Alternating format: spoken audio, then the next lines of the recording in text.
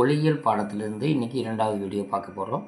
நேற்று நம்ம என்ன சொல்லியிருந்தோம் அப்படின்னா, ஒளியானது நெட்டலைகளாக பரவுது அப்படின்னு சொல்லியிருந்தோம். அதே சமயத்தில் அது எப்படி பரவும் அப்படின்னா, இறுக்கங்களாகவும் தளர்வுகளாகவும் பரவும். ஸோ இந்த கோடுகள் நெருக்கமாக போட்டிருக்கோம் பார்த்தீங்களா, இதோட பேர் இறுக்கங்கள். இந்த கேப் இருக்குது பார்த்தீங்களா, அதோட பேர் தளர்வுகள் அப்படின்னு சொல்கிறோம். அதாவது இங்கே வந்து அழுத்தம் அதிகமாக இருக்கும், அழுத்தம் கம்மியாக இருக்கும். ஸோ அந்த மாதிரி சுருங்கி சுருங்கி ஒரு மண்புழு போகிற மாதிரி சுருங்கி சுருங்கி போகும். சரிங்களா? சரி. இப்போ இன்றைக்கி 2 கான்செப்ட் நான் புரிஞ்சுக்கணும். ஒன்று அலைநீளம், இன்னொன்று அதிர்வெண். இது ரெண்டுமே லைட்டுக்கும் பொருந்தும், சவுண்டுக்கும் பொருந்தும். இப்போது அலைநீளம் அப்படின்னா அதுக்கான சிம்பல் வந்து லேம்டா, ஒய்யை திருப்பி போட்ட மாதிரி இருக்குங்க. அலைநீளம்னா என்ன அப்படின்னா, இது பாருங்கள், அலை வந்து மேலே போயிட்டு மறுபடியும் கீழே அதே இடத்துக்கு வருது இல்லைங்களா? ஸோ இதுக்கு பேர் தான் நம்ம ஒரு அலை அப்படின்னு சொல்கிறோம். இந்த அலையுடைய நீளம்தான் அலைநீளம், லேம்டா.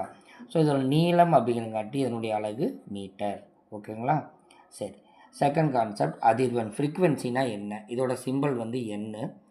இப்போ ஒரு வினாடியில் இந்த மாதிரி எவ்வளோ அலைவுகள் உருவாகுமோ அதுக்கு பேர் தான் என்னென்னு சொல்கிறேன்னா அதிர்வெண் அப்படிங்கிறோம். அதிர்வெண்ணுடைய அலகு ஹெர்ட்ஸ், ஹெச்ஜெட். ஓகேங்களா? இப்போ 3வது கான்செப்ட். இப்போது எல்லா விதமான சவுண்டையும் நம்மளால் கேட்க முடியுமா அப்படின்னா கேட்க முடியாது. ஒரு குறிப்பிட்ட ரேஞ்ச் ஆஃப் சவுண்டை தான் நம்மளால் கேட்க முடியும். அதை நம்ம என்ன சொல்லுவோம் அப்படின்னா செவி உணர் ஒலி, ஆடிபிள் சவுண்ட் அப்படின்னு சொல்லுவோம். அதாவது 20 ஹெர்ட்ஸ்லேருந்து 20,000 ஹெர்ட்ஸ் வரைக்கும், 20 ஹெர்ட்ஸ்லேருந்து 20,000 ஹெர்ட்ஸ் வரைக்கும். இப்போ இந்த 20,000 ஹெர்ட்ஸுங்கிறத நம்ம 20 கிலோ ஹெர்ட்ஸ் அப்படின்னு கூட சொல்லலாம்.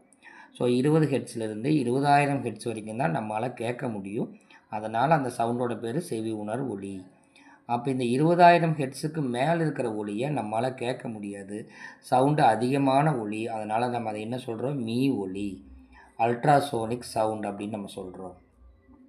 அதே மாதிரி 20 ஹெர்ட்ஸுக்கும் குறைவாக இருக்கக்கூடிய ஒலியும் நம்மளால் கேட்க முடியாது. அது குறுகிய ஒலி, அதனால் குற்றொலின்னு சொல்கிறோம். இதோட பேர் இன்ஃப்ராசோனிக். ஓகேங்களா? ஸோ இதை பேஸ் பண்ணி 3 வினாக்கள் நம்ம புத்தகத்தில் இருக்குது, நல்லா படிச்சுக்கோங்க. ஃபஸ்ட்டு கொஸ்டின், செவி உணர் ஒலியின் அதிர்வெண் நெடுக்கம் என்ன? அதாவது நம்ம காதுகளால் கேட்க முடிந்த ஒலியுடைய அதிர்வெண் என்னன்னு கேட்குறாங்க. 20 ஹெர்ட்ஸ் முதல் 20,000 ஹெர்ட்ஸ் வரை. 20 ஹெர்ட்ஸ் முதல் 20,000 ஹெர்ட்ஸ் வரை. அவ்வளோதான். செகண்ட் கொஸ்டின், மீ ஒலி அதிர்வுறுதல் என்றால் என்ன? அதாவது 20,000 ஹெர்ட்ஸுக்கும் அதிகமான அதிர்வெண் கொண்ட ஒலி மீ ஒலி அப்படின்னு பேர். 20,000 ஹெர்ட்ஸுக்கும் அதிகமான அதிர்வெண் கொண்ட ஒலி. இப்போது இந்த மீ ஒலிகளை வந்து நம்மளால் கேட்க முடியாது, ஆனால் ஒரு சில விலங்குகள்னால கண்டிப்பாக கேட்க முடியும். அந்த மாதிரி மீ ஒலியை உணரும் விலங்குகள் யாவைன்னு கேட்பாங்க.